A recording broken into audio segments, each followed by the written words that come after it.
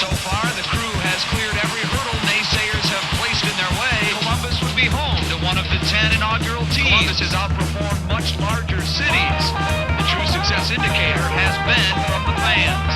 Well, it's going out. Hey! Welcome to the club. It's me, Mars, and this is the Upper 90 Club, a roundtable podcast where we just listen to Your Body is a Wonderland on repeat. We don't, It's more like slow dancing in a burning room, to be totally honest with you. We're just somebody whispering. We're here with John Mayer's superfan, Morton Crosby. Well, As we like to call him Ola Norman. Thank you for having me. Only listen to it when I bake. We're going to talk about all things not related to whatever happened in Columbus last night. So yeah, we got Ben, Mort, Trey, Haas, say, Tip of the hat. run through the halls of the high school. Say it. Tip of the hat. Say it. Scream for the top of your lungs there, nice. Yeah. So we're going to talk about the crew. Caleb Porter finally got his revenge match under his belt. We know that we've seen his soul crushed a handful of times since. He's always on the verge of tears. Always. Yeah. So he was rocking the t-shirt last night. He came dressed to knock down, drag out, and we saw some Porter ball. It was very, very reminiscent of Porter ball. So Yeah. anyway, we'll talk about that. We've got New York Red Bull coming up this weekend. We'll do our predictions, plenty of thoughts, some new players, and a lot of internet to read as well. So welcome to the club, guys. Well, thank you so much. Hello. Thank you for having me. Also, Hello, welcome. Before the show, we were talking. We need sponsors. So, so if you or anyone you know run a small to medium sized business that wants to send us money, this ship is sinking here, guys. Yeah, So, we went on through our monthly, quarterly review, yeah, and yeah. Sponsorship levels start at $29.99 a month. And if we could get one sponsor, I think we're going to be able to right the ship. we're a little short on cash. So anyway, this is we said at the end of the last week, we have 3 home. This is our first of 3 remaining home games of the regular season. Who went? Haas, I hope you weren't at some other bougie concert. I'm sure you were there, right? Yes. Ola Norman, were you there? Yeah, I was there too. We had like a boys' night with that means we took all the kids, a lot of boys. Yeah. I don't love that. Yeah, I know that didn't sound right. Yeah. So my kid, my friend's Your kid, son. and 2 other of their friends' kids. Just digging a Something. big role, I guess. How many more kids? Ben, I'm sure you were not there. 100% no. We were at a housewarming party that only serves steaks. It was a steak party, which is the first time I've been to a party where the little giblets you can eat is just steak. There was also pizza Oh, yeah, and pizza. salsa. I can't see through the steak. I just couldn't. Trey believe was it. there too. Oh yeah. Yes, Yeah. I was Was there the too. steak Everybody was cut? there, Was and I the was steak there. cut for you? Dude, they were Pre-cut. The only way they had to be like 10-ounce fillets. Oh, And yeah, they were like so thick. yeah. but it was just steak, right? Steak and like a tall glass of water. Tall glass of Booker's, which kicked my ass. But yeah. Okay. All Yeah. right. Nice. But it was a wonderful time. There was a lot of people, and there was a lot more kids than you had, Morton. Yeah, I You feel would've like had I fun. chose poorly this weekend. Did they have the game on, or did you? Oh, have- yeah. Okay. Oh yeah. Yeah, Like multiple TVs. Okay. It's nice the kids all like care about soccer too, which is the first time like guys and girls, they all play soccer, and they were talking like one of the kids, Owen, was just like, "Hey, Spurs won this morning." I'm like, "What?" You want to talk to me about Tottenham? He's like, I'm a Liverpool fan. I don't really care. And I was like, you're 9 years old and I will punch a child. Hey, hold on a little bit here. I know your dad. I blame you guys now. You know how this works. If one or more of us get together to watch the Crew in a house play, is that what it is? I was out on the porch. or outside I the was house in the vicinity of each other by a house, we end up not doing too. There's well. got to be a combination that we've had that works. Nope. There is not. We have that much power over the universe. This is why we have to keep separate. Yep. It's the house because we're in a house together. Like we can be at the game. It's fine. Yeah. It's fine. It's like the opposite of Voltron, or like Captain Planet. When our powers combine, we just get worse on the field, or the team gets worse on the I'll field. never forget Haas's house the first time we all got together after Houston. starting the pod. The Houston game. So we had a psyched. problem. We had never watched a game together. I flew in for We were work. so happy. We were all together. It was so joyous. Steve we were Clark's like we hair. were just like boys. We were like the boys in Mort's Island party. Minivan. We were just so excited, and Steve Clark was in goal, and we lost 2-0. Rat tail. Mm-hmm. Yeah, the rat tail. Secret rat Love you, tail. Steve. Yeah. Okay. All right. Well, If only. yeah, that was kind of felt like watching the game last night. Let's talk about Haas. You were out last week. LCD sound system, not at LDC though. I learned Correct. Just down the street. down the street. It was where? Kemba Live, which is Promo West. Okay. I heard it was good. Now you're speaking my It language. was great. Who opened? There was like a DJ. Stacy said she knows somebody that was DJing and opening or something there. There was a single DJ. Okay, beforehand. I then don't it know. was probably He could have him. been married. Did you see his Yeah. hand? Yeah. Yeah, she could have been. Maybe she could have met somebody cool. Yeah, they put on a great show. I like their straightforwardness. They came up at some point through the show. They were like, "We're going to be taking 2 breaks, 2 bathroom breaks.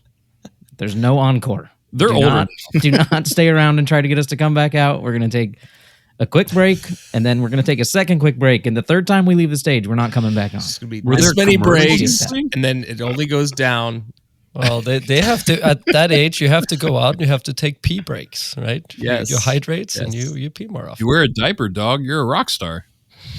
So Diaper dog. Catheter kids. Yeah. Okay. We'll workshop it. Coheed and catheter. They played last night. Oh yeah. So yeah, they opened for the co-headline with Taking Back Sunday. Coheed line. Did you go to that? No, you were at Justin's. No. Yeah. Okay. All Coulda, right. woulda, shoulda. All right. I guess it's time. Go ahead, Trey. Facts that could save your life. All right. Saturday, August 23rd in the friendly fortress known as Lower.com. The Crew faced off against Caleb Porter's New England Revolution in front of a reported 20,777 Crew faithful. Columbus were up to their usual tricks as they were on the front foot throughout most of this match, and they led New England in possession with the 64 to 36% advantage, total shots, shots on target, shots off target, accurate passes at 87%, passes in the opposition half, 54 touches in the opposition box, shots inside the box, shots outside the box. And the flip side to the Crew's coin was New England's ability to dominate on the defensive stats and almost doubled up the Crew with a 2.11 to 1.37 advantage in XG. Wait, hold on. Say that again. That New England had the higher XG 2 point something. 1.1 to 1.37. Yeah, they had 4. Can I tell you? I just want to share before we move on very, very quickly that the first thing I said to Lauren this morning was, I'm not going to be able to handle hearing about how we won every statistic in the game last night because it's Obnoxious. it's annoying. Yeah. and it infuriates me to no end. Proceed. Haas, hit us with those lineups. Crew started with Aliyu up top, Gazdag and Rossi behind him, Arfston, Chambeau, Habroon, and Herrera across the middle, Amundsen, Zawadzki, and Morera in the back with Schulte in goal. All right. 25th minute. Haas, what happened? Goal for Campana. The ball's thrown into Yusuf from the right side. He passes the ball forward to Gil, who cuts to the middle of the field, past Arfston, lays a pass off to Langoni in the box. He takes 2 touches towards the end line, cuts a pass across the box to an unmarked Campana, who's able to tap the ball past Schulte as Herrera comes in late and takes him out. 0-1. New England. Campana likes to score against the Crew. Oh yeah. Oh yeah. Pana Campana. It's like heel. And heel. It's just give him Daly's family's last name is also Campana. but his is not that. Like they just I mean, it's spelled the exact same, is what I'm telling you. he's more smooth. It's like Carlos Campana. And he's also 39th filthy minute. rich. Haas. He's Family filthy looks rich. a lot like her, which is beautiful. Goal for Ganago. New England passed the ball around in their own half as the Crew are not applying pressure, and Fofana gets his head up and spots Ganago making a run between Zawadzki and Amundsen. The ball over the top bounces once, and Ganago is able to beat them to the ball. Kind of toe taps it past Schulte. 0-2 New England. No idea how he was able to Mm. get between our two guys and then beat. Amundsen work there is horrendous. It's 100% should get that ball, get the guy, whatever. That shouldn't happen. Yeah, it didn't make any sense. are just bad at defense. 45th minute, yellow card shown to New England's Matt Polster for the push-pull from behind on Amundsen, taking him to the ground. Side note, although unintentional, he also stepped right in the manhood of Malte Amundsen as he fell, which looked extremely painful. Putting the pull and Polster, am I right? Right? Single Amundsen. All right. Sounds like he doesn't like going to have another son.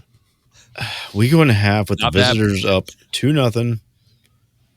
47th minute, Carlos Heel of New England was shown the yellow card for his clumsy attempted poke of the ball. He did not get any part of the ball and only got Steven Morera, giving the Crew a great position just outside of the Revolution's box for them to waste with a poor free kick. 56th minute, Columbus with the sub as Wessam Abu Ali comes into the game for Aliyu. And 68th minute, Columbus with the triple sub as Chaburko comes in for Taha, Russell Rowe for Shambo, and Herrera leaves the game in place of Lassie. 71st minute, Haas. Goal for Gazdag. Crew have possession in the attacking half, and the ball is on the left with Arfston and Amundsen, who then pass to Gazdag. He dribbles towards the corner of the box, lays the ball wide to Amundsen, and he continues into the box. Amundsen chops a pass into the box towards Abu Ali, but Gazdag gets to it first. It looked like Prince Ali had it. It was really hard to figure out. I who still- kicked it. I Gazdag watched was like, "You're not gonna get it first." TV was following him after like he scored it, like Yeah. the coverage. Yeah, he didn't seem that like pumped. I was And like, it took extremely long time before they kind of announced the goal, like they did the chants at the Oh, stadium. They acknowledged it. Hot for- Mob said it was Yeah. Ali before, Mm-hmm. and then switched it. So, 84th minute, Steven Morera shown the yellow card for an errant elbow to the face to Pulser. This was definitely face to elbow and not elbow to face. Yes. Yeah, 100% not a yellow. Okay. The ref was terrible. At the full-time whistle, New England earns a huge 3 points on the road, and Columbus continues their recent struggles with Wilfred Nance remaining 4 games back of the all-time Crew manager wins record of 70. Currently being held by Varzija and Tom Fitzgerald. Warziha had it? Haas, hit us with those tables. Just tables! Tables! But tables! I can't know how to hear any more about tables! In the Eastern Conference, we have Philadelphia in first place with 54 points, Cincinnati in second with 52, Nashville in third with 50, Orlando in fourth with 47, Miami in fifth with 46, Charlotte with 45, the Crew in seventh also with 45, NYCFC in eighth with 44, New York Red Bull at the playoff line with 40 in ninth place. So painful. And then Chicago's right behind them with 39 points. And then there's a little bit of a drop off. Yeah, Varzija coached here for 4 years, and one of those was the Supporter Shield team in 09. Right. 09. So that helps. Okay. Thank you for that. That hurt, but basically the whole way through. I didn't catch the first goal because the field was so bad. So the field crew was running out on the field to fix patches in front of the Nordic side goal. And so I was watching and making comments about that as New England scored on the other side. Why is that? Are they? Was there a concert? Or No, I heard. No. So Chris Doran said on the broadcast, he was talking about how good the field was because they had fixed it up from the 3 game when they played 3 games in 8 days recently. Yeah. Right. That kind of tore it up. I don't know if they had to re-sod it or something. I don't know. It might have been that people were sliding. Some of the New England players were changing cleats in the first half. So I don't know. It looked torn up Yeah. in person. I don't know if it looked that way on TV. It did. Did it? Yeah. All right. We got a Cirque stat this week. This is Steve Cirque, and this is a Cirque stat. Hashtag Crew96 trailed 2-0 at halftime in Cucho's debut. Oh yeah. He entered in the 62nd minute, and Columbus came back to win 3-2 with Cucho scoring the 83rd minute winner. Hashtag optimistic historical parallel. This must have been posted around the 60th minute, if I had to guess. Yeah. We were there. Haas, you were there. Yeah. That was a brace from Etienne Jr. and Cucho with the winner here in Chicago. It's great. Man, that was great. That did not happen. No, So, Gazdag was like, I'm going to get that goal. It felt like for a while it's going to happen, and half the stadium got up when Savatsky hit that shot that hit the outside and bounced. It looked like I it got went in. up. I thought it was in even on the broadcast. Even in the replay. Yeah. Yeah, I'm still not Like convinced it wasn't 82nd in. minute. Yeah. I'm sure there's We had opportunities. corners of the internet that still think it was in. Yeah, I want to,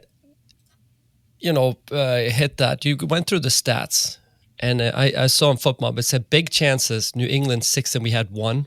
How the hell do we have 1 big chance when we had alone within the first, 25 minutes, 2 shots that just, went straight outside?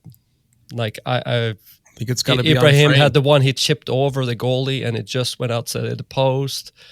We had Max Arvston that should have gotten on target from 6 yards out. Oh, the header that missed. The header. Then the yeah. one on the side of the foot that was a throw-in. Yeah, and then Gazdag had one where the keeper saved it. How is that not a big chance? Habrun had the one was where he on goal. nutmegged the guy, and the that shot was got blocked great. right before. So how in the hell does it say we have 1 big chance? It's because it doesn't count unless we have it on going on goal, do you think? I'm not sure. No. I don't even think it's that. I think it's completely arbitrary, and they have just made it up. Which is probably pretty true. Well, I mean, we had six shots on target, And you have Matt Turner making 5 saves. So I mean, he saved the ball 5 times. It's not 5 big chances. Yeah, and this is Some of them were pretty weak 6 shots. big chances on their end. They had the 2 goals plus the one saved by Schulte. By the time actually Schulte has a goal that is one of those. Schulte was also outside the box by a mile, and he had to just chip it in, and he kicked it over the goal. Yeah, Yeah, I agree with you more though. I mean, there was a ton of opportunities in the first half, and it really, it's part of the season at this point. This is what is happening. This is how teams are playing against us. Let us attack, because they know we can't play defense. yeah. Well, yeah. And we'll come back to some of these things in the squad let's do discussion that. too. Let's take a break. We'll be right back. Have you or a loved one been affected by the Columbus Crew? Do you wish that there was a space to talk about all things crew and capybaras? Well, you're in luck. We here at Discord Deck have built a home for crew fans near and far. We have more than just crew discussions and are more than just crew fans. We have a book club, MLS Fantasy League, and much more. If you'd like to join our weird little family, then go to our website, discorddeck.soccer, and click on Join Server, discorddeck.soccer. Side effects may include giddiness, excitement that lasts longer than 2 hours, we are not a cult, and strong opinions for the color purple. We're back. You guys were talking about big chances. I don't know if you've seen in the news that there's a police occupation going on in D.C. It's a federal police occupation going on in D.C. They need it bad. Well, so DC's no, but did you shambles. did you hear what the impetus from this was? That it was I think it was a carjacking from one of the Doge lieutenants. Is a young guy by the name of, anyone know? John Mayer. This could have been John Mayer's nickname in high school. His name is Big Balls. Have you guys heard of Big Balls? Oh yes, yeah, really? Big Balls. He was one of the Doge guys. Yes. All right, so Big Balls got jumped or carjacked or something. I don't remember. This was kind of the impetus for the occupation of DC. I bring this up because I think my brain is just forever destroyed because, and I didn't count, but on the broadcast, Chris Doran must have said "big ball" like 400 times. Nice. I'm broken, and now I can't hear big ball without thinking about big balls. And to all of our listeners, you're welcome. Now you've ruined us too. Thank you. Yeah. So let's get into our thoughts of players. Thoughts and players. Let's start with our new number 9. The crew have fielded a number 9. Holy crap. Prince Ali, fabulous. Keeps trying. Strong as 10 regular men down on one knee. Not a 10. Not a 10. It should be Prince Wessam Abu Ali. That's. That actually does. I sing it to myself. Yeah, right. We know. We know. Welcome to the jungle. We got It's not bad either. It's not bad What do either. you guys think? I thought he actually looked like he's gonna do some things. Oh yeah, this is great. Let's wordsmith this for a second. No, you're gonna come up with another song? Is that what you mean? No, he's got shot and goals. I like it. He put in layers here. No, he looks like he was faster than I thought. Mm-hmm. I can't say a whole lot more about him because we just had about 20 people, even though we're just 11. We had about 20 people in the box just standing around, and it was so much traffic, so you couldn't really see much of anything, to be honest. Well, maybe we start with, I don't know if this steps on something we're going to talk about later, then we can put it off. But just this game is how we lost that string of games in April and May. They scored first. Wessam was not on the field when they scored first. Yep. Ideally, he would start, and we would have more firepower at the opening kick. But he came on when we were 2 goals back, which is something that Cucho was able to overcome in his debut game. But no big deal. Not against Portable, where he subbed in and made a back 5. It was right away. total. It was back 5. They had 8 or 9 people in the 18-yard box for most of the game. And the fact is, I thought that 60 and beyond, we had a ton of pressure in there, and he was an active participant in that. An aerial threat finally, because that's one thing that we've been missing is some of the balls weren't very good, but he was in there to go and challenge some of those, and we haven't had that at all. So that was refreshing. I'm glad that he's. I think we should also acknowledge that Nancy, as recently as last week, said it could be 7 weeks before he plays because he hadn't played in 7 weeks. We didn't know how long it's going to be, but he answered the call. He came in. He was explosive. You said he's fast. I mean, he was a part of many of the chances we saw down that stretch, and it was just very congested, as you said, Mort. And I feel like we didn't really get a chance to evaluate his full game impact, but I liked what he brought to the game, and it sucked the circumstances of that second half. And go ahead, because you said I was frustrated because he comes on at like 60, and then 8 minutes later we take off Taha, who is like, hey, Taha did not have a good game. Yeah, okay, but we took off Other Taha than the and nutmeg. Shambo, Yeah. the only two guys who really have a high soccer Yeah. IQ. When you put on Lassie, Yeah. Chaburko, and Russell Rowe, it's like, okay, cool. The Russell I Rowe would was not- my problem because they played like him next to him on top, and there was too much traffic in there. Yeah, I mean, people had bad games. Don't get me wrong. Like Rossi was also Yeah, not to be found. invisible. Aliou was. Let's stay terrible. on Abu Ali for Yeah. just. I don't I'm think saying he just didn't get a good run in with the right personnel, in my opinion. Yeah, and I don't think he planned to play him. But we had an injury early on to Aliou. He wasn't warming up. He had Russell Rowe and actually Picard warming up when Aliou went down with the injury early on. When we were down with the second goal, the crowd started crying, calling his name. We want Sweet. Wessam. So I feel like he felt like he had to.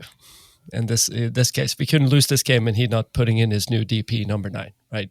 Yeah, for sure. I'm just looking just straight up, like, regardless of people having bad games, like Herrera, Taha, and Shambo are all way better players than like Lassie and Russell Rowe and Chaburko. And it's like, you gave them 8 minutes and then you put in people that like didn't do anything. But I mean, Wessam got 34 minutes. He had 13 touches, 3 touches in the opposition's box, 1 pass into the final third, 2 out of 5 accurate passes. yeah, and that was against a back 40. And So, he was, I mean, it he was was a- it was pushing a back battle. defensively as well. And what Yeah, I which I mentioned earlier, Porter ball. I mean, maybe tell me if my memory serves, but like this is how we used to play. We'd score a goal or two and then just pray to God Yeah. that the opponent couldn't bring it back. Yeah, I kept thinking it towards the end of the game. I'm like, well, at least Caleb's not our coach. At least that like my team doesn't score and then completely give up on the game. Yeah. Yeah. So I mean, that's a silver lining. So I had said in the text thread I was very frustrated, especially in the last 10 minutes at Gazdag. He was in this game a lot better. I will say his goal, he was right next to Ali because he made the same run, and there was already a guy there, and I'm kind of like, He does that all the time. Wessam didn't run. yeah, he was already there. He was in the occupying position. space. Right, but the oncoming runner attacking the ball has the right to that ball versus Wessam, who wasn't in a position to shoot. Normally, if you're a striker, you don't run to where the other striker is. They're 8 yards apart because they're from the 18-yard box to the 6. There's no room to run, which is one of my biggest issues with this team right now. It's stagnant.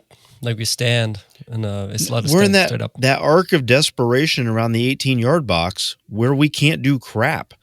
Teams just bunker in. I'm not even going to call it Porter ball. It's what everybody does to it. Yep. To us because it works. We're not creative. We don't pull defenses out. We don't move the ball into dangerous areas. We just move the ball left and right and forward, backward. And none of it is really that dangerous. You guys said that there were big chances at the beginning of the game. Yes, I felt a like lot. there were big chances at the end of the game. Also, There was. I was yes. standing, I was standing probably, 36 inches, also known as 3 feet, from my television, just like kind of Like a pacing. meter? Yeah, About just shy of a meter.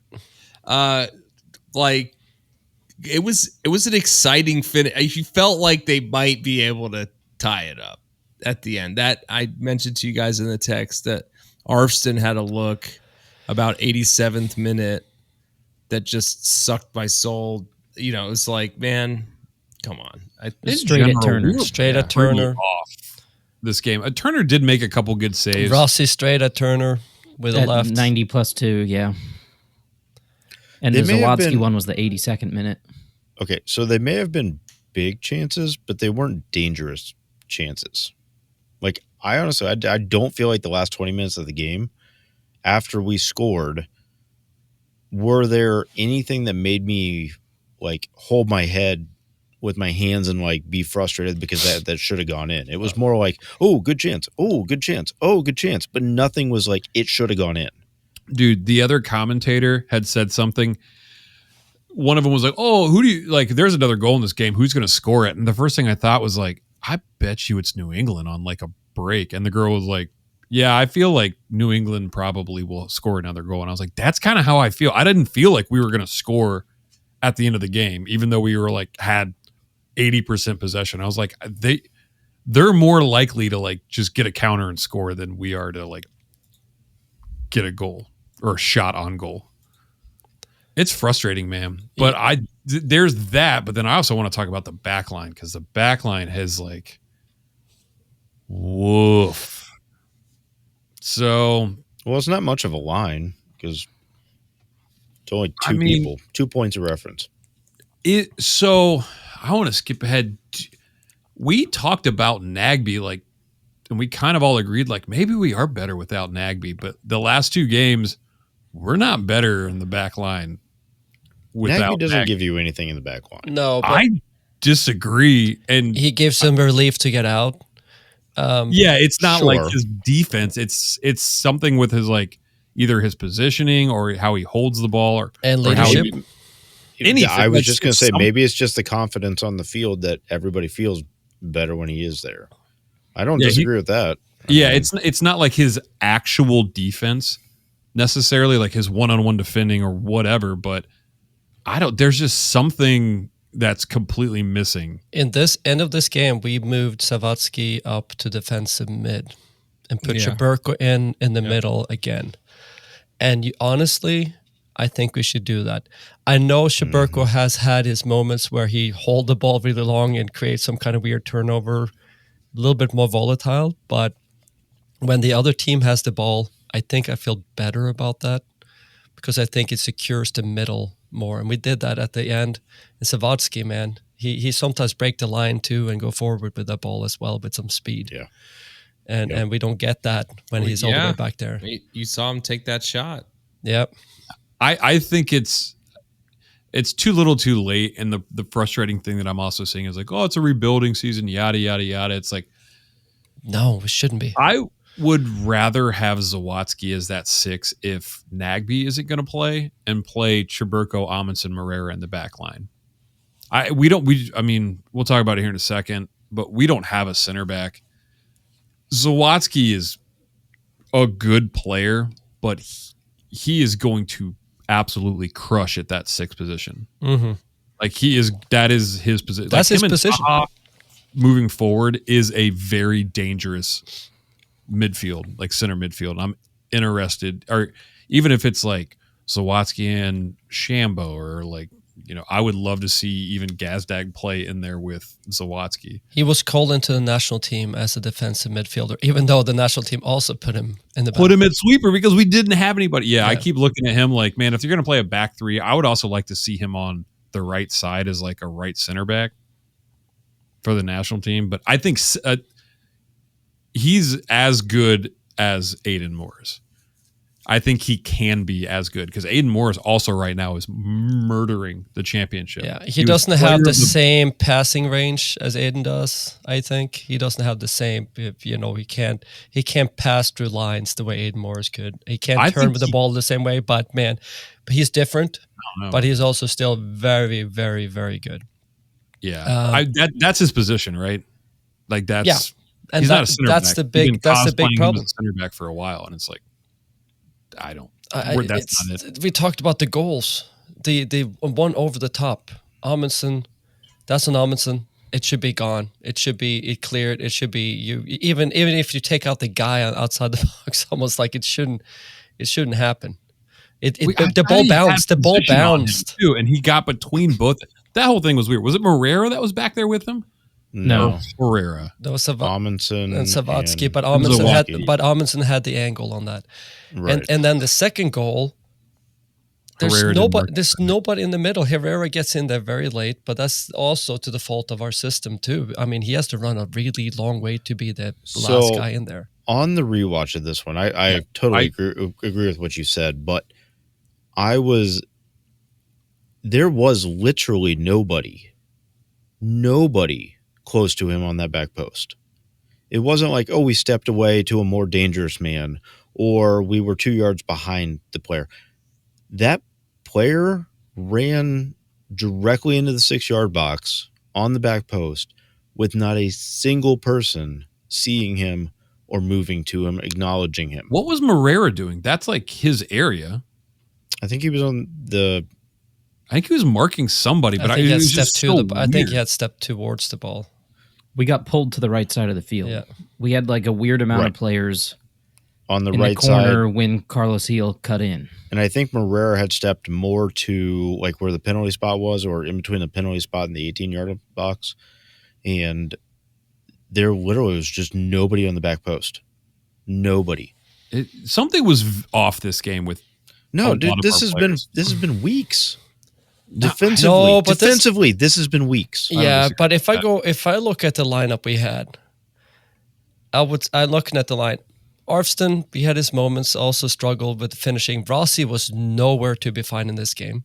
Yeah, man. Taha had a different game. Herrera had a difficult game. Moreira had a difficult game. And when half of your team has a difficult game, then we have a problem. It was by the way about Nagby.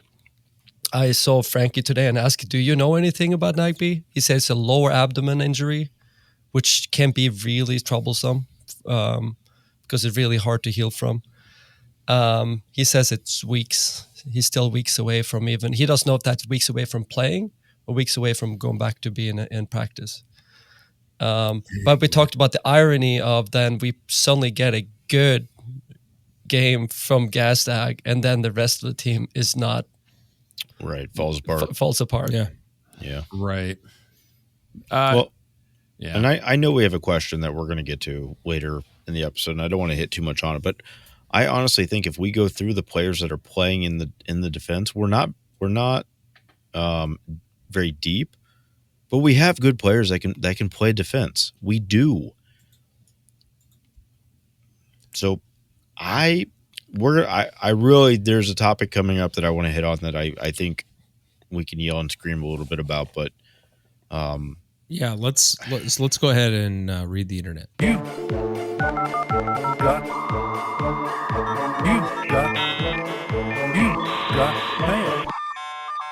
All right, I pulled from Reddit. Rhaegar71 from the Massive said, "This game was 100% a coaching issue. I get why you reward young players, but not making changes after the flat-footed, lethargic start or when Aliou decided to lay on the ground for 5 minutes instead of playing the game was inexcusable." I think he was injured. Turns out, slightly hyperbole, but he's ouchie. All right, Rhaegar. Yeah. So, and the lethargic start. I thought we should have had like 3 goals within the first 10 minutes. Yes, we were definitely on the front foot. Like, I agree with the first 7 words here. This game was 100% a coaching issue. So, like, when we keep doing the same thing, and we're not good at it, but we didn't. Yeah. So is it? So my question, I agree. I agree to an extent. I'm very frustrated with. I just always view it like Greg Berhalter, like this is how we're going to play, and if we lose, we lose. But I'm not. This is how we play. And it's like, no, dog. you got to be like malleable. You got to like change the way you play. Do you think it's like adaptable? Him, right? Like, yeah, but malleable sounds fun, and I just wanted to see if I could say it without like messing it all up. No, not with me in the room. No. Crap, I know. No, but like, is it like him? Because I'm also having an issue with like the players he chooses, where they play, the in-game management a little bit, but also like the subs has always been a struggle for me. So like when I look at this, you know, we always say he plays with like a small amount of people, but he's been making kind of a lot of subs the last couple games, and we've been struggling. So I can't tell if it's like what would you have done different? He used all his subs for once. We used 5 subs in this game. Right. What I want to go to is last year and the year before when he comes in, our wingbacks were defensive players that push forward into the offensive, but they definitely had defensive responsibilities. This season, what we are watching is constantly a back three. Oops, all offense. Yep. Yeah.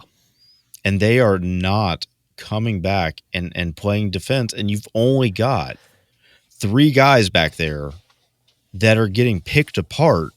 Both goals have and the system isn't working. Something has changed, whether it may be personnel, I don't think it is, or whether it is the priorities that he's putting on these players to push forward to score the goals, which aren't coming this year.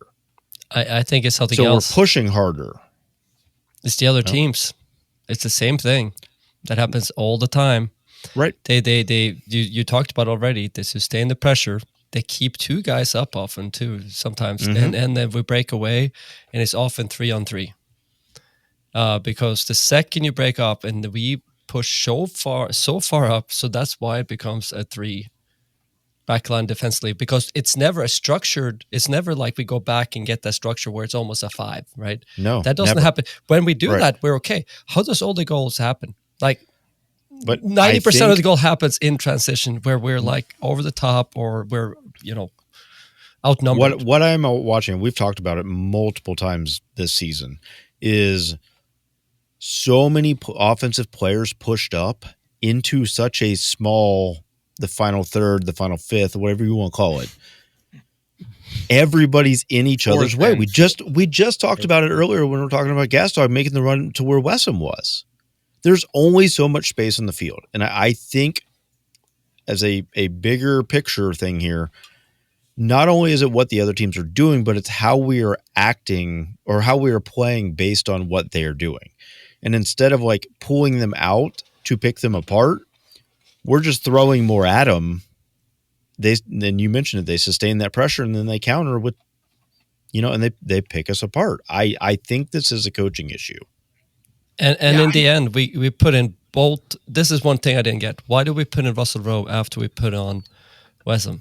And the other thing, we didn't even put crosses, and we still do that little dinky back and forth. Okay, if you want to put the 2 big bodies in the middle, just start crossing it. We spent about 5 minutes in each attack just knocking the ball around, have a chance to cross it. Oh, no, we're not going to cross it. We're going to do some of these small passes, and then we're going to finally cross it. And in that case, if you put the 2 big forwards in there, get some balls in the box. You put Lappilainen out there for a reason too. He gets out there, he can cross the ball pretty well. And I think he had like 2 crosses. Lappilainen's a weird player. He looks weird. He's better than he looks, I think. As soon as he comes on the field, he looks exhausted. Right? Yeah, he's like every time you look at him, he's sweaty. Very sweaty. Which I understand. I sympathize with that. But that's what I'm saying is like, is it in-game management or people, or is it like what we're doing? Is it a combination of both? So what I said last year that I was noticing that we're not doing this year is we go and get scrunched in the attacking third. We used to like recycle the ball, bring it back, and like you saw like Camacho just sit on the ball. Right. Beginning of the season, Zawadzki was doing that. I mean, the personnel, I would argue at the end of the season, like I would have rather seen Zawadzki over Camacho. Like, we have the same back line. The end of We're last just season. not doing what we did last time. Camacho had a really rough last couple of games. Four Real games. quick, I want to that we stop thought you. Maybe he was injured during the Cincy game, right? And that he concussion was. Wait, that whole thing. Ben, hold on one second. I agree with you, but I think one of the biggest differences is that we are giving up the first goal early and often, putting them in a position to park it. But and then we have to change our tactics, and that's where we're getting hung up on it. Like we're not making the right tactical changes. Like positional, like formation wise, like what are you doing so we used to do that. We used to like stretch them back out to break more lines and have less people, like create more space. We were just creating space for our strikers. Now we're just like scrunching into a small space and being like, I don't know why we're not scoring. We have like 20,000 people in the box. It's like, well, yeah, dog, that's not going to work. The other thing we used to do, I'm just trying to think, is we would also overload certain sides, like Marrero would get forward or Amundsen would get forward. But when that happens and we do that, there was always somebody that hung back, like Nagby would stay back or somebody would drop. And it was just like we were fluid, I guess you would say. Like there wouldn't be these like huge things in space. Like the second goal, how you say fluid? How you say malleable? There's a bunch of people who are made of cucumbers. How you say? But like a marionette. So like when they do counter for that second goal, we would have somebody back post sitting there waiting for them, and maybe it was Nagby. I mean, there wasn't just somebody wide open. It wasn't even. It was wide. It's like, this is wild. This doesn't make. We intentionally tried to get them to come out of to come towards us, but it's a lot easier to do when you're not losing. When you're losing, you're now having to attack because they don't have to come out, and they're not. And we're passing around the arc of desperation, just pass.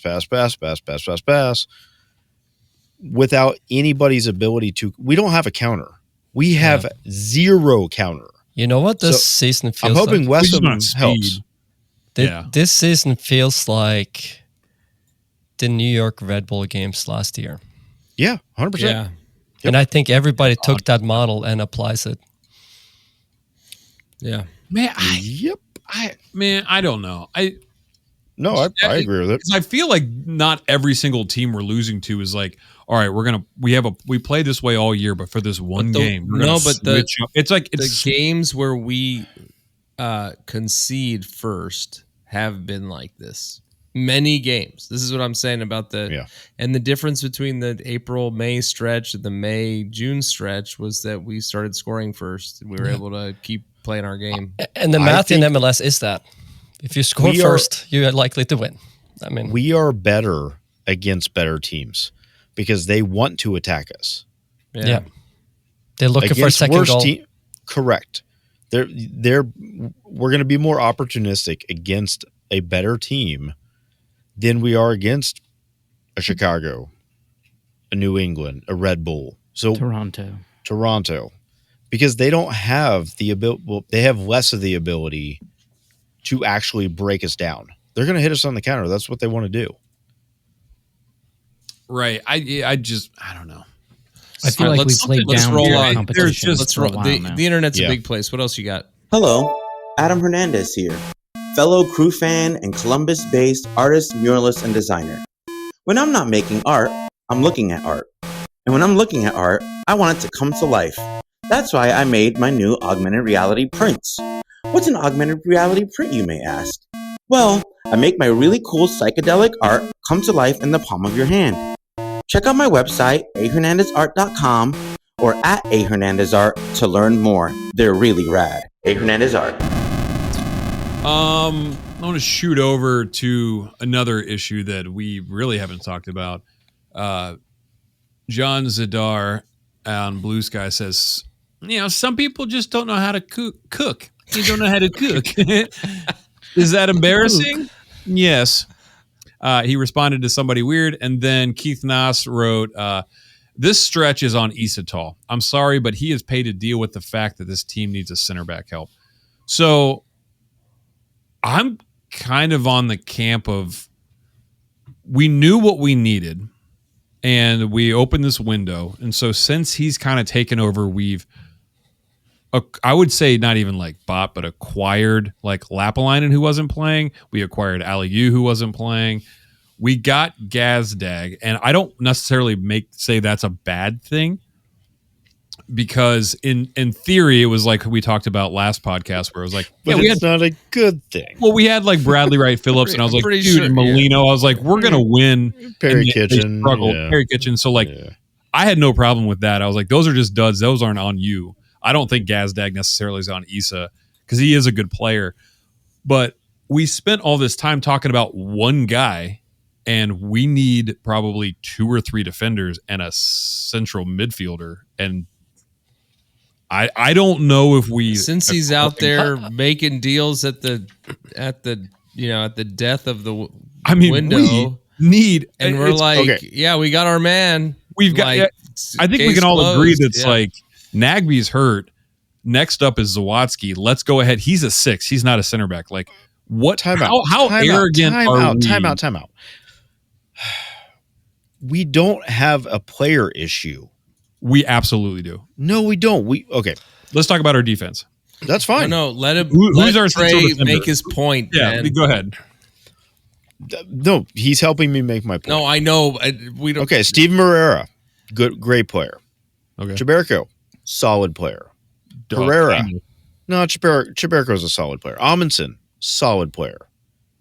Kinda. Herrera, solid player. Ruvalcaba, not a bad guy to bring in. The Young Crew boy. 2 guy who is 18. Ruvalcaba? Yeah. Yep. He has played well as a guy that's coming into the game. Right. Center back. Where are you bringing a center back into this team? Or put him in the center back. Right. Yeah. And then do what? And put He's Zawadzki going to middle. play. And put Zawadzki at a 6. Sure. I don't disagree. And then we've talked about our center mid. Then the question. Issue. Then the question. You've got is, Taha, you got Shambos, you've got Sadic, you've got Nagby when he's healthy. Jones. last year, Shambo came in and Jones. filled in and helped in and even played sometimes in the top 3. And now he can play, he can come in, he can take Nagby and put him in. You have so many more opportunity to change things. What I would say is like, what does a Derek Jones think right now? I'm so glad Haas said Jones. I laughed. Yep. You said it. I saw him warming up like maybe 8. It was like between Doesn't 8. he make more money than like 8. I think we two-thirds said of he's the- like $600,000 or something like that.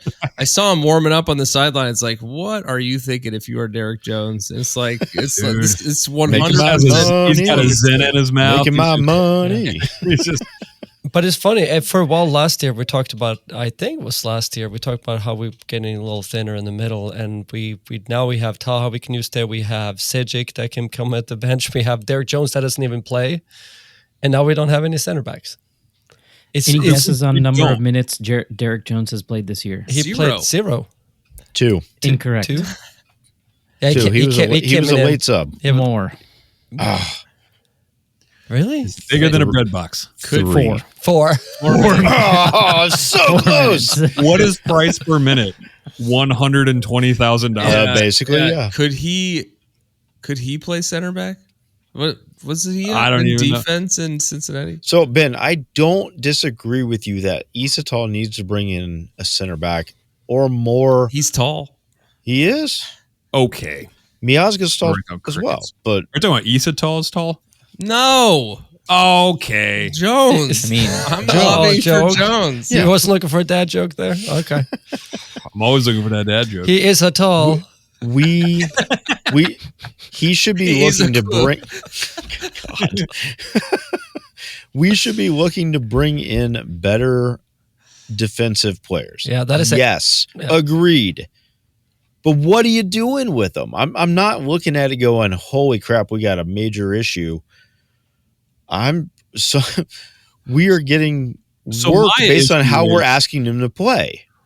So I couldn't find it back on the internet because the one I wanted to clip, and I'm pretty sure it was either Keith or it was Zadar, was he called it arrogance. Like, you look at a team and you go, okay, cool. We have a converted 6 playing center back. We have Taha, who's a 10, who's now playing an 8. We have Shambo, who's a striker, who's playing a 6. We've got Herrera, who's technically a right back playing wing back. We've got Arvston. So basically it's like I'm gonna find these guys who are just good, like total footballers. And I completely agree with that. That's interesting. But the reality is like this is a why are we not we got Ali who's up top who's like, he'll play out right or he'll play up top, and now it's biting us because these guys are starting to show that like which I think you can do a little bit of. I think you can do 100%. A little bit of it. Which is cool until it's not. Yeah, and but I feel Ben, like now is like, and it's not. All right, dog. Like you bring out a great point. If you look, I didn't bring this up by the way. It was somebody on the internet. I saw a stat recently about like the top teams in Europe. There was a graph, and you looked at Liverpool, you looked at PSG, you looked at Barcelona. How far up the field they're winning the ball back? And I can almost guarantee you, we used to win the ball back further up when we had Aiden and them in the middle field. If you put Savadsky up in the middle field, he's going to start winning balls in the middle. Stepping in front of like through passes. And Nagby does that too. He does. That's one thing that he brings. That Taha doesn't bring. That Shambo doesn't bring as much either. If you put Savadsky into the middle, I bet if you look at our stat where we win the ball back this year versus last year, we win the ball back much further back than we did last year. Well, someone was in the thread that I was reading, and again, I'm sorry, I don't know who said it, but they were like, "How pissed is Zawadzki now?" Where like he's like, "Dude, I've been playing sweeper for so long. This isn't what I was supposed. I'm not good at this." And I feel like he's like, "I'm here to do a job, and I'm just going to do it." Well, but yeah, in theory, but it's just like it's like I was promised. Like we were so like we need a striker, and it's like we do. And we got an awesome guy. I like his profile. You know, he played for 20 minutes, yada, yada, yada. But like, we're also in need of other stuff. And everybody is a converted blah, blah, blah. And it's like, okay, we need some people who are like just center backs. And that was like Camacho for the most part was that dude. And we were killing teams. And it may have been like, who else did we have over the last couple of years that played center back that is out there? Parkhurst was another one? I'm talking about the last 2 years. Last 2 years. 2 years. Cherburko started the season at center back, and we were saying he was great. No, Mensa was there, but probably not. No, that's not last. Never under Nancy. But I'm thinking like go back to championship year. What was that? Milos. Which one? Dagenek was shipped off middle of the first season. He went in the summer. Yeah. Yep. Quentin was there. Yeah, that was first season. People. We're not far off. It was Camacho, it was Morera, Cherburko, Amundsen. Yep. Mm-hmm. That's basically what it has been. We kept praying for Josh started the Williams season. to come back. So where Shiva started the season? I think good. Ben, your arrogance comment is really. Again, I didn't say it. I just liked it. I don't disagree with it, though, because it is one of two things. Either it is arrogance in that he thinks he can, like you mentioned, take these players and convert them to any position. Sure. And that's on coaching. Or it's him going, well, what do you want me to do? If we just play my system, we'd be fine. If the players just play better, we'd be fine, which is another arrogant issue. I've never felt this about Nancy, and I'm not saying that he is an arrogant coach. No, totally. But it is a perfect word to describe. I think what could possibly be going on. I think he is arrogant. I do, and I don't necessarily think that's he's successful. A bad thing. He's good at what he does. Arrogance. Well, in the confidence. I guess on this topic, the results are there. It's okay. A year ago today, a little bit more of a year ago, or less than a year ago, we beat New England 4-0 here. Devon Jones had. I know I slaughtered that. Had a goal. Matan had. Devon. Yeah, that was the one where he came in. Takes one to know one. Matan had a hat trick. Let me put it like that. A year ago, in that starting lineup, we had Romero in goal, Cherburko, Camacho, Amundsen. Oh my God, Romero. We had Nagby, Matan, Jones, Arvston, Shambo, Rossi, and AZ. And we smoked them. And that team last year for them was no better than the team this year. Well, in results. In results, yeah. And I mean, so we're talking about the need for a defender, the trade window just closed last week, correct? We did Thursday? nothing, is what I'm saying, and we did Correct. nothing before the season. We focused So, like, all on getting what are we doing? one single player that we have been focused on since December of 2024, and somehow didn't think about the other needs of the team. And we don't know if that's a conversation with the coach going, I'm good, I got some guys, I play with a small, like whatever. Or if he's like, yeah, I need this. And somebody's dropping the ball. It's one of the two. But we've had 2 windows now, like before the season and now. And we've got like, well, we got this guy. You guys are talking about, you kept saying the word 9, like 9. And it's like, well, yeah, but we got to get some other people, right? Like, there's other holes that we're missing. You got to plug them all to have success. Yeah. We played a lot of teams resting our starters last year, and we still delivered. Yeah. So there's a couple different things. We don't gelling as well, and like I said again, we need to change things up. People know how to play us. I think there's a team going through something similar in England right now, which is City, where people kind of have figured them out a little bit. They figured out how they play, and they struggle. They can't get to the same kind of level they were. Yeah, and We I know have 7 teams- games I'm not left going to figure it to out. compare us to City, but 7, we have yeah. kind of elaborate, slow way of attacking and keeping that possession and knocking the ball around a lot like they do. 100%. I think I thought about that. You can take that with any coach that is a system type coach, and once they do get figured out, it can be very difficult. That coach needs to adjust. Like you can get a player that's going to come in and play better, quote unquote. Erling Haaland in his first season when he was whatever ridiculous amount of goals he scored, and that will mask a lot of issues that are actually happening with the team. Yeah, and then he goes out injured and cold. Someone else in the camp of looking at Issa for answers here. Is our friend Hatch. Anyone want to say tip of the hatch? Is that what we say? Tip of the hatch. Hatch gave us our roller coaster topic last week. Oh. He says, tip of the bucket hat. Yeah, a shout out to the bucket hat by Adam Hernandez. Yep. When do they release those? Did you guys get one for me? There was some pickup stuff, and it's stupid. I have my comments about how they do that, so don't make me start. Okay, all right. I picked up my backpack. He says, well, daily more game. like tip of the fuck that new hatch drop. He's let's see. The crew dropping points is bumming me out. He has some thoughts on the is Issa Tall doing a good or bad job, and it goes like this. If his job is to maintain the quality of the team he inherited, an admittedly crazy high elite squad in North America, then he is failing. If his job is to pad the fall, tried to make more with less as gravity sucked us back down from elite to playoff regular, then he's done all right. He's not done all right. He's done nothing. No. Hatch is correct in what he is saying. It's a great take. Because what is the expectation? If his job is to pad the fall, can you imagine getting a job? Be like, listen, you're gonna do bad, but like, don't do like super bad right off the jump. Well, but we all know that Bezbachenko do well. We all know that Bezbachenko is one of the best in the game at what he does. And it was also the guy who went to LAFC.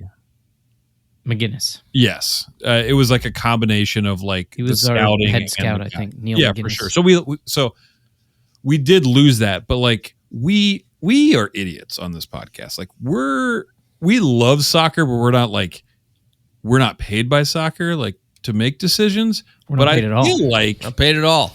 Reminder: we're looking for sponsors. $29.99. What I'm saying is, like, we know we need a center back. Like, I feel like everybody does, and we don't even address that in 2 windows. And it's like, I see this in professional football all over the question world. It's just frustrating because I'm like, but the question is why? Money? No, why? But again, exactly. It could be the coach. 100%. Like, it could not be on Issa. I would say, what is the difference? Yeah, it could be a number of things. I'm going to go further back. I did this already. I'm going back in history again. we won at the game we started. No, the team we started when we won MLS Cup. It was Morera, Camacho, Amundsen, Nagby, Yaboa, Matan, Cucho, Rossi, and Morris. The only difference that really like in that squad now, quality of the starting, I would say actually the teams we've been starting lately has been better except for the Morris part.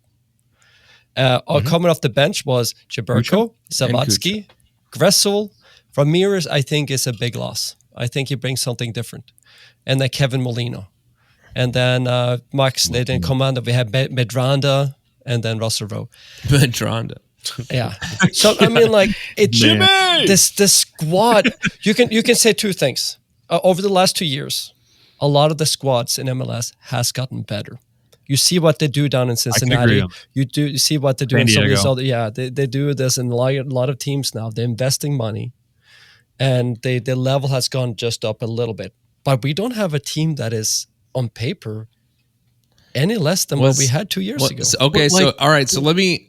You guys decide whether we want to go down this rabbit hole or not. Maybe this is be a good introspective. The big thing is we don't have Camacho. Well,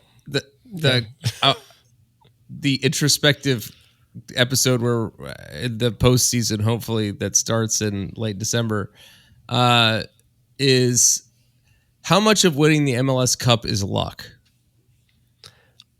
And we had the comment. I think it was me. I took some flack for saying I don't think that we're gonna. We have online a chance took some strays.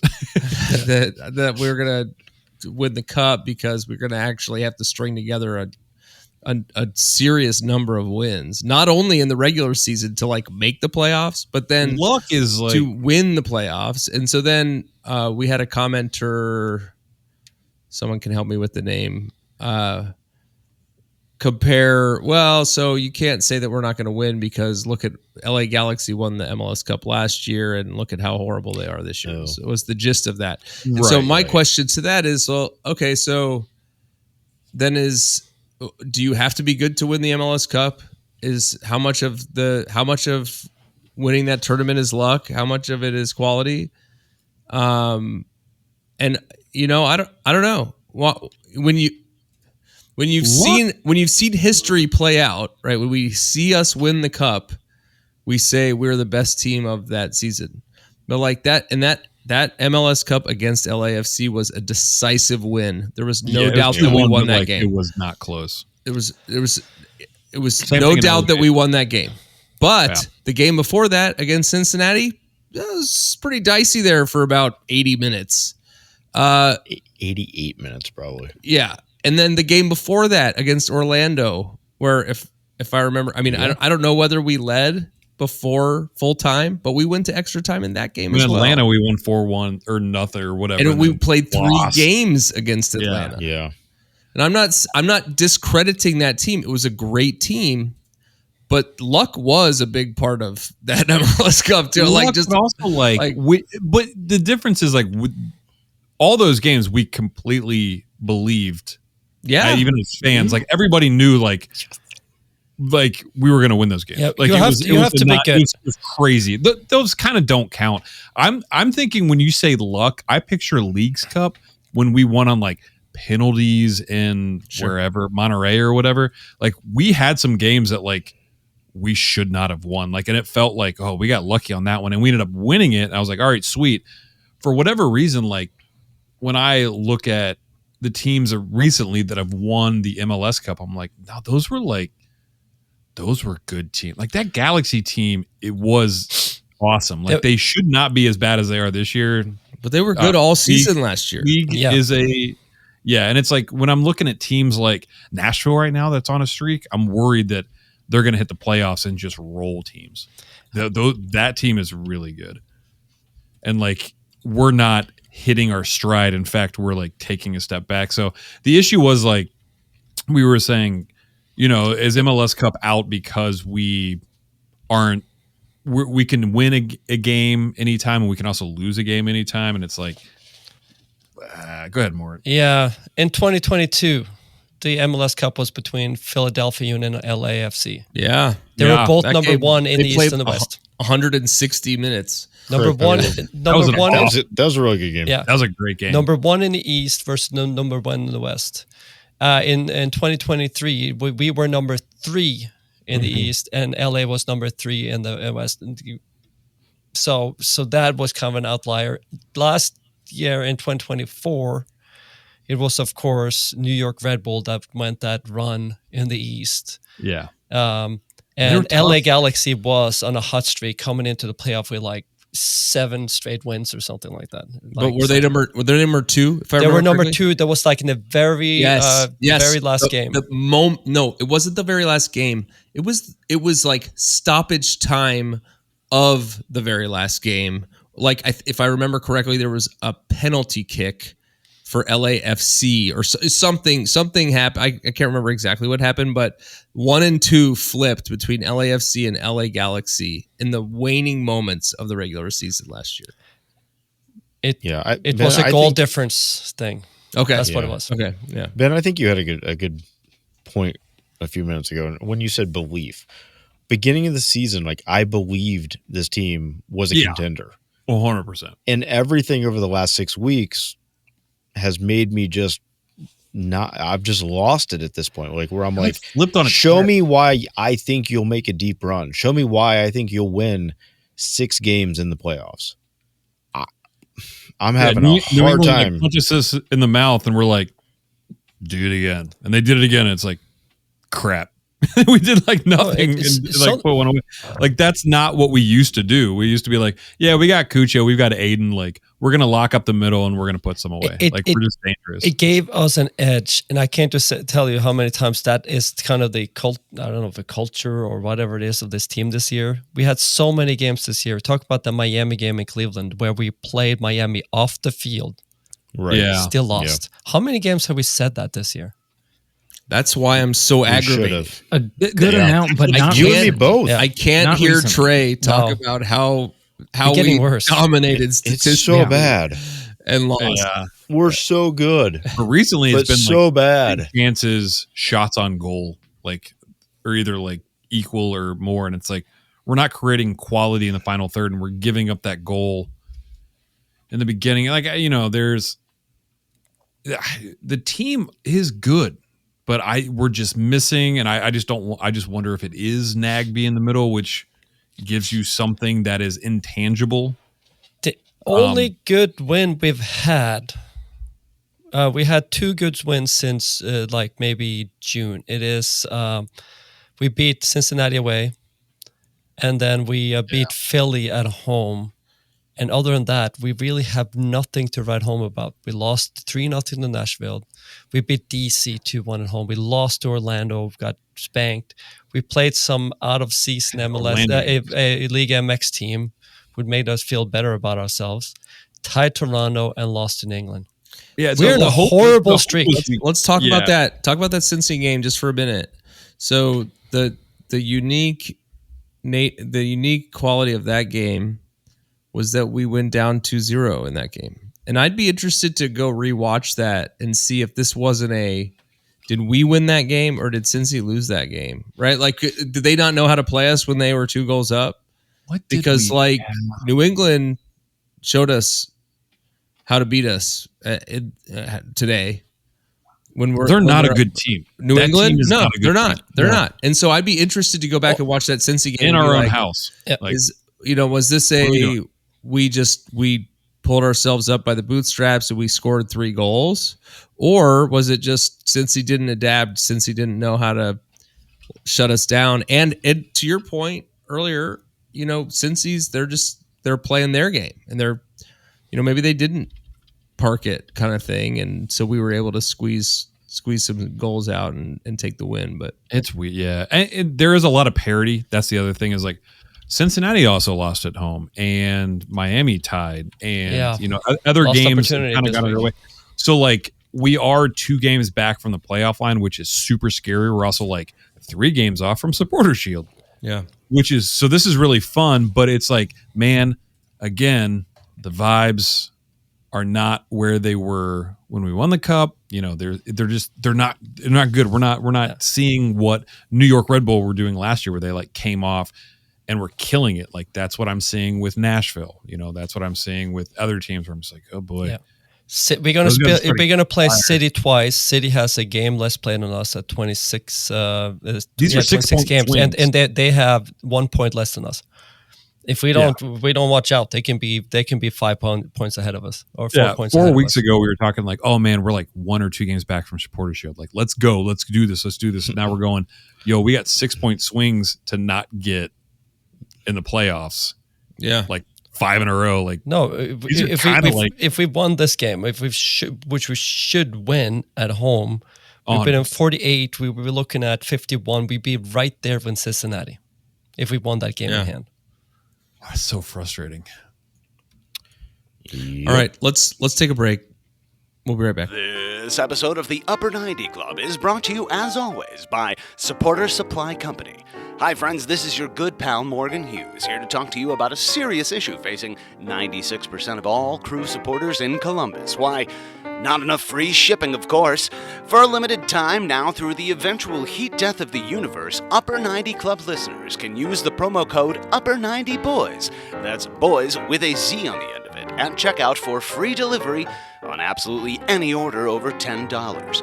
But Morgan, what if I order $10 worth of stickers, or those goddamned buttons, or some other combination of small items that make you want to kill yourself? Will the free shipping still apply then, even as you curse our family, while you package up our little tiny annoying ass order for us? Of course it will. That's just how much we here at Supporter Supply value our friends at the Upper 90 Club. So head on over to supportersupply.co and use the promo code Upper90Boys. That's boys with a Z at checkout for free shipping on all your orders over $10. And don't forget to tell them that your friends at the Upper 90 Club sent ya.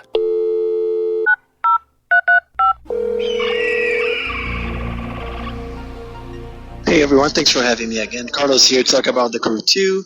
Sorry about the background noise, I haven't recorded this from the airport due to some technical issues. Be really quick, they lost 3-1 to New York City. The game was held in New York City. Good things is that we finally made some signings. We have Kelly Alvarez, who is coming from the Jamaican Premier League, and Willis, who is, I forgot his last name, sorry, but he is coming from the Middlesbrough Academy, so hopefully a connection with Aiden Moore is there. The goal that we scored was scored by Kevin Bembo. He continues to be really good, a really shining light. I hope that we can maintain him in the club. He's a loan from an Ivory Coast Academy, but hope that we can sign him after the end of the season to have him with the Crew 2 next season, and hopefully, and I can see this, him advancing as a fullback or a even an attacker for the first team eventually. All right. Again, thank you very much for having me, and I know that the Cappies haven't been really good this year, but there's some shining lights. There's a lot of good development going on, and hopefully we'll see a turnaround and better performances in the table next year. See ya. All right, we're back. Thanks, Bird? Question mark? Yeah. If he's not there, we lost 3-1. But I mean, season over. Hello. How are you? This was I was doing ELO, telephone line. I was doing is it Adele? Oh yeah, that's Adele. What? Oh, Adele Ali. Telephone line is the song that plays during the Buscemi scene in Billy Madison. Oh yeah. Have you guys seen the second one yet? I haven't seen it yet. Happy Gilmore. I started it. Did we talk about that last? Yeah, we talked about it. Yeah. I don't know if it was proper. We got one more week in Crew 2. They're not gonna make the playoffs. So, CapyBravas, feast your eyes on the first team for as long as they last in their own right. Let's do the rundown. Yeah, it's a rundown. We're coming to town. It's a rundown. What we're gonna do is a rundown. Down. Rundown. Okay, so speaking of full collapse, Haas, you mentioned it a couple weeks ago. We have finally made it to the Thursday Islands. Yes. So that if you are looking at a map, our run club ran 1,575 miles. Whoa. I think that's a new record. Wow. I didn't realize we're creeping up on 1996. We are. We have 123 members. Wow. And I'm going to start running, I think, again this week, or walking. Yeah, so Achilles just shot. so I think it's just like done for. We were in Sydney. We were in Sydney last week, back from New Zealand. No. Basic. Okay. We were not. No. No. Get your mind out of the gutter. No. So, yeah, anyway, so 1,575 miles, a great job this week to the club. And that brings us to Thursday Island. Speaking of Thursday, I saw them at Warped Tour in 2003. I was there with the rain down. The rain down, but I think I feel like I told this story before, but they had beach balls. They had beach balls going around, and I spiked one of them, and it hit the mic stand, and it busted the guy in the teeth. That was you. I remember that.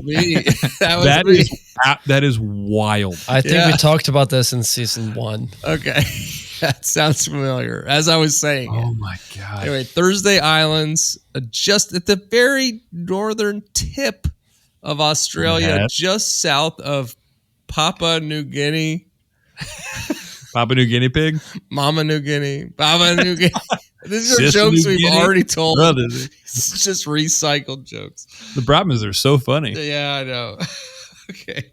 So my shout outs this week go to Nate Carpenter, with or without his twin brother, 63 miles. Hey, I sent you guys, we saw the Carpenters on a few weeks back. Yeah, they were on the broadcast. Oh, I thought you meant the band. I was like, there's no way they're still alive. Yeah, how does it go? I can't. Brothers in Love. I just made that song up. It's a pretty good song. Man, I'm a huge fan of the Carpenters, and I'll definitely think of one of their lyrics very soon. Chase Mora at 61 miles. Kevin Thompson at 60 miles. Next door neighbor Tom at 50. Thomas. He's at 57. He's gearing up. We got like a month left till he does his 50 miler. I know. Chris Stansel at 55. I'll give him 55. There's a lot of people liking the 50s right now. Yeah. You guys are running. This is how we're doing it. Things. Yeah. Others, let's see. Nellie's at 51. Jane Ludwig's at 47. Summer Kellogg at 42. And Seth Siebert again. Hey, Seth. Summer Kellogg's a 41. Fake name, right? Like a famous person fake name, or like a cereal or something? No. She runs a lot of cool places. I feel like I know these people now, even though I haven't met any of them, because the names sound so familiar. So for the listeners, I know we've been talking about this, but Mort, you said that you and President Stacey have signed up for the nationwide half. Yeah. We're gonna do that on October 19th.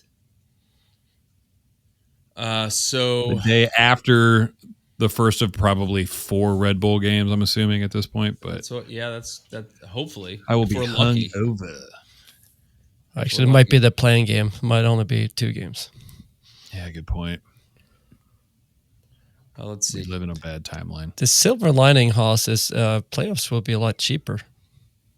Yeah. Mm-hmm. Just like last year.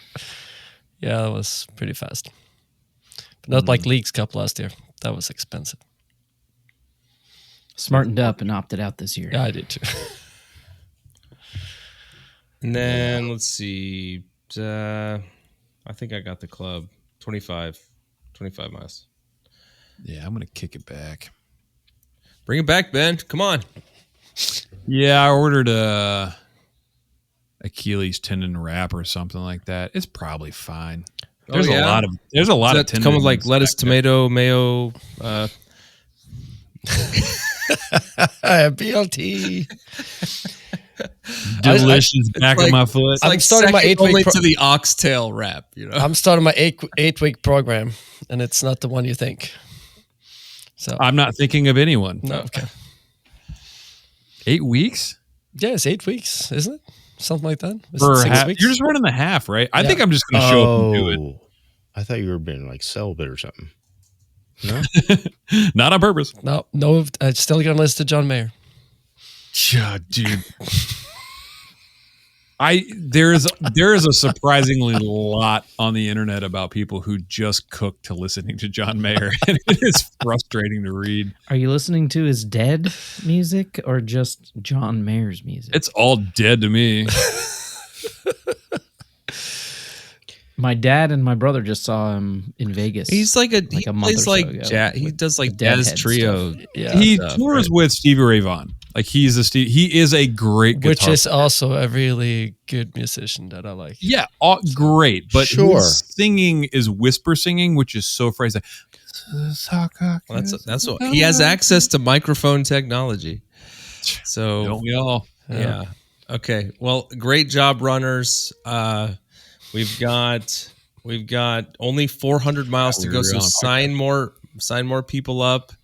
We'll get to 1996. We've only just begun to live. White Laced Promises. Are you just naming Kiss carpenter for luck? Yeah, you were on our way. Were you Googling? You were Googling. I had to look the one up that I knew. Though we've only just begun is the one I know. Okay. Let's go to our predictions. I assume there were not many moves since last week. We award you no points. Yeah. And may God have Billy mercy. Madison again. Yeah. Happy Madison. Man, this sucks. The game was stupid. Yeah. We didn't have anybody. And everybody's at 0 though. And we did a perfect clean. Yeah, it was nobody got any points again. So, but except for Savasky's dad, Morgan Hughes, got a perfect score because he said 2-1 New England. Did he? Yes, I wrote it down. He's a listener. Was he on the was he on the pod last week? Yes. He's You not a were here listener. He's too. a participant. He's 100% now. No, but when he I don't said want him. Zawadzki's dad, I was like, wow. We Papa made it. knew Zawatsky. Yeah. I got the Sean Hughes in early last week. Mm-hmm. I heard that. I got so confused when we were doing that live. I was like, what? But when you get on that cadence, I was like, I can't derail him because he's just killing it right now. But I was like, I don't know what he just said. That's not a person. Okay. So So, yeah, go no, ahead. no Run change through in the standings. standings. Haas is still comfortable. How this is going right now, this is like the end of season standing. We're just paying for plane tickets. Haas got 22 points. I got 19. Ben's got 13. Mars is still in the basement with 9, and Trey got 18. And 2-1 I Bot feel got like 31. Crew, man, I'm like 1 or 2 games back from dressing like a clown. Yeah, well, I feel like if there are any sponsor prospects that would like to opt into the bonus get me to the Christmas game next year so I can wear the Austin I don't jersey. want any sponsors. Let's make we made 0 money in like 3 years. We will add your logo to the Austin jersey. Or to the upper 90 club jersey with all the sponsors on it. Yeah. I tried to get Morgan to put a supporter supply on that jersey, and he's like, over my dead body. Cool. You want to put a supporter supply logo on the Austin jersey? Yeah, that'd be good. Okay, so let's do our quick review of Red Bull. And then we'll do our predictions. All right, so we were talking about Red Bull. Red Bull lost tonight as we were recording. Oh, good. They're on a loss, win-win loss. They lost. Did we say Charlotte's? Oh, yeah, Charlotte's killing it right now. Yeah, they haven't lost him forever. Wild. Ever since, what's his face, Zaha. Was it Zaha? Yeah, Zaha came out in that interview. Just talking mad crap. Well, they picked somebody else too. Now it escapes me, but they strengthened Red team Bull? in further. No, Charlotte. no. Oh. So yeah, they lost to Philly away. Loss, they played win, Philly back loss, to back. win. Yeah, so they Loss. beat Philly and then they lost away at Charlotte. So All right, before we do our predictions, could everyone just say a random combination of the words win and loss? I don't know. They seem like us. They're just kind of all over the place. Okay. All right. You can cut all that. Let's do our predictions. All right. Let's talk about D's next I don't know. I thought I You got to think about that. I'm already sweating. Man, I don't even know. Like, Buckle up, Buttercup. My tongue is sweating. I'm not good at doing things. You're dumb. All right, Ben, you said 1-1 Concrete Jungle where we play sports jungle friendship Donkey Kong bang bong bang made up. Yeah, dog. It won a Grammy Emmy or whatever they give each other. Yeah. Who cares? Grimmy. A grimace. A gritty, I think. This is Philly. I don't like that. I mean, I didn't even see what everybody else did. Okay, all right. I think we all said the same thing. Mort, you said something different. 1-2 because the bot told me. 2. You should have said 2 at the Yeah, end. you should have. 1-2 because the bot told me to. Well, if he thought about it, he should have said it for me. If you Is the bot a he? Oh, because he thought about it. Yep. Okay. So you said 1-2. Anything to add to that? No. Yeah, we will win 2-1. You think we're gonna win? Okay. Yeah.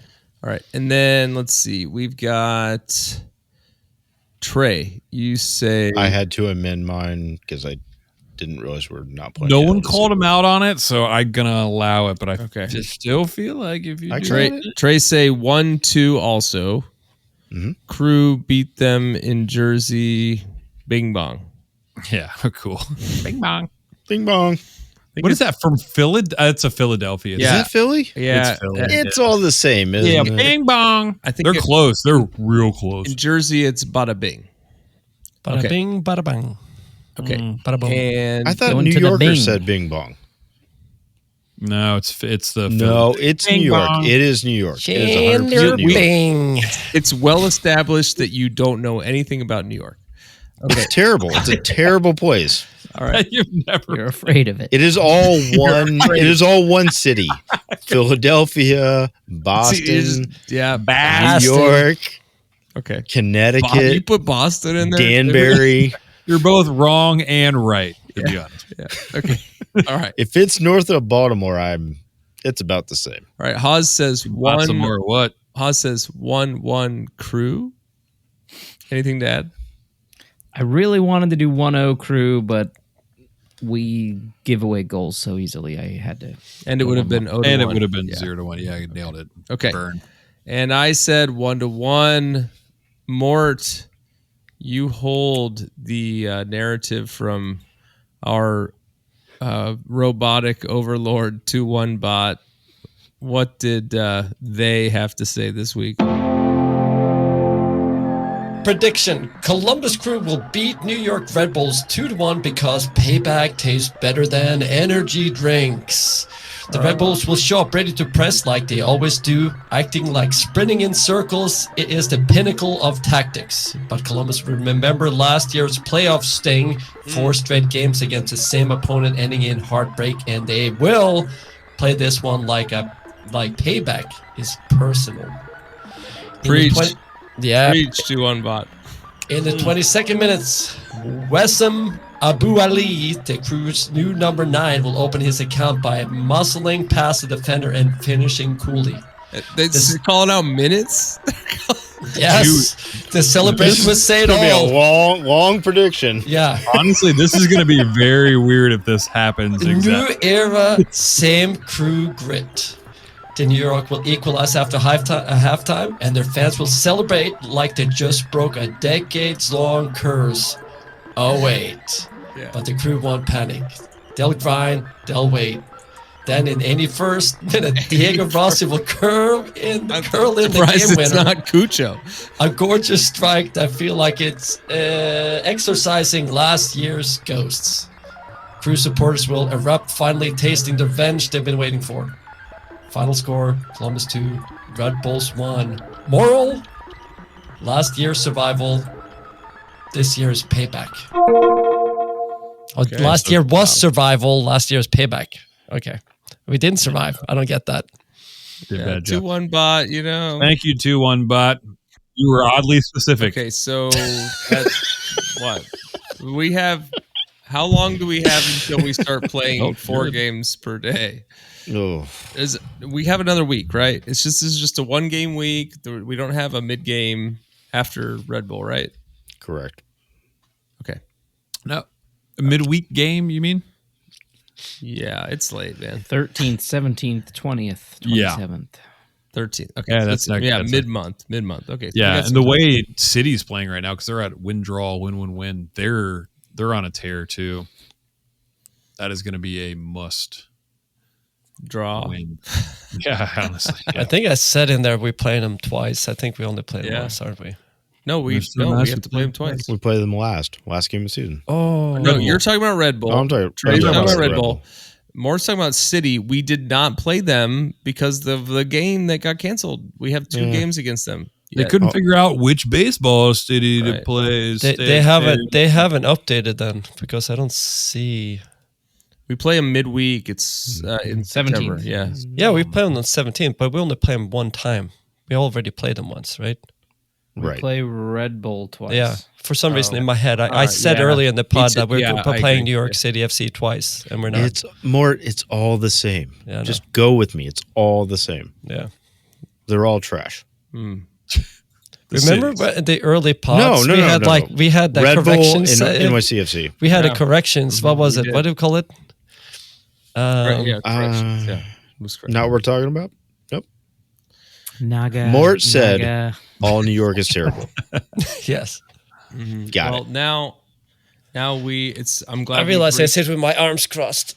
You fit right in between those two guys. It's pretty epic. Yeah, Mort has the logo behind him, and he's got himself wedged in between. He's in the middle of the logo. Duck down a little bit so we can see the hat on your head. Yeah, he's between 2 guys. Mm-hmm. And then pretend to smoke a cigar. I was gonna do that. The crooner. Yeah. The crooner. Driving crooner. Driving crooner. Yeah. They're trying to steal it. Okay. I think that's it. The only question I have left is where's the garlic bread? And we're still trying to figure that one out.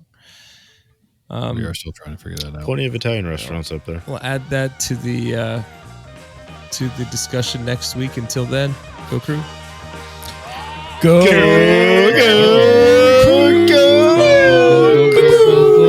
I love you. It's great. More to come. Thanks everyone for joining the club. We hope you'll listen next week and every week, even in the off season, to celebrate or commiserate. We'll save you a seat. If you like this podcast, please give us 5 stars and subscribe. You can email us at upper90clubpod@gmail.com. That's upper90clubpod@gmail.com. Follow us on Twitter and Instagram at upper90clubpod. Go Crew!